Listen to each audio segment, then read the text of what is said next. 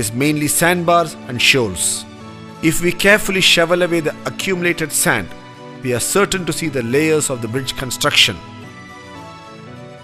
In the bottom layer, the wood used by the Vanara for the foundation would certainly be there. Obviously, over the last so many thousand years, the wood would have solidified and become carbonaceous material and would probably now be botanical grains. The text then speaks of the Vanara holding ropes on both sides of the bridge being constructed and the wood and the stones being piled between them. The text clearly mentions that the Vanara held ropes for many yojana to build the bridge in proper linear alignment.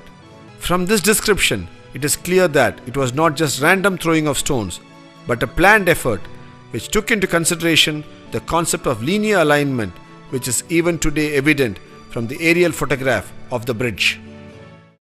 The distances they covered each day is also mentioned in the text. In the text, it's explicitly mentioned that the total length of the bridge was 100 yojana in length and 10 yojana in width. This is a 10:1 ratio. Today, at actual site conditions, the Rama Setu or Adams Bridge measures to 35 kilometers in length by 3.5 kilometers in width. This is also a 10:1 ratio. After the victorious battle with Ravana, while returning with Sita to Ayodhya in the Pushpak Vimana, they fly over this bridge.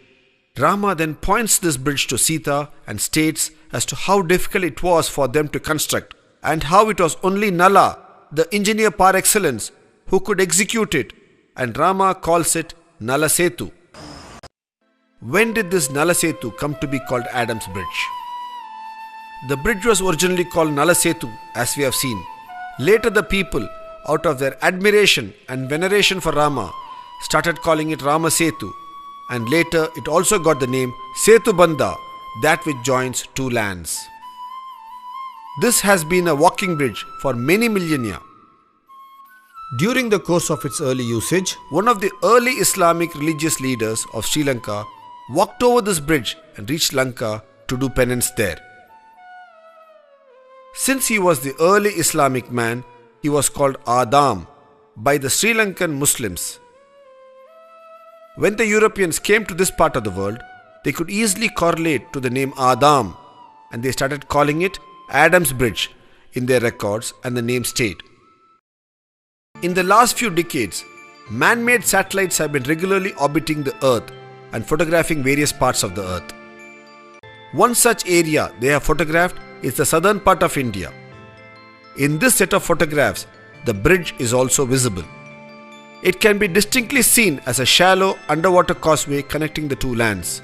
These photographs do suggestively indicate it to be man-made due to its unique curvature.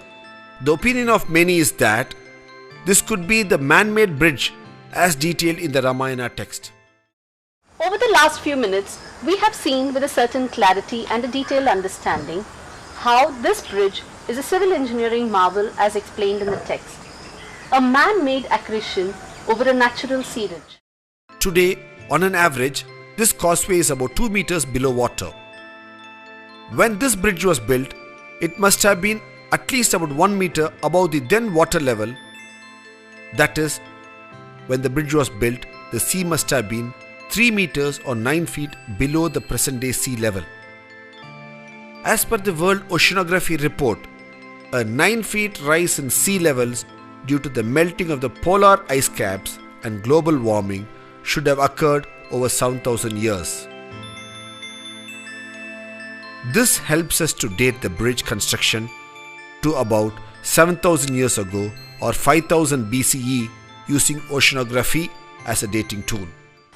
Today, we need to rightfully promulgate an order under the Archaeological Survey of India Act, Clause 4, to call this a Heritage Monument of India. It is a fit case to be called a civil engineering marvel of an ancient civilization.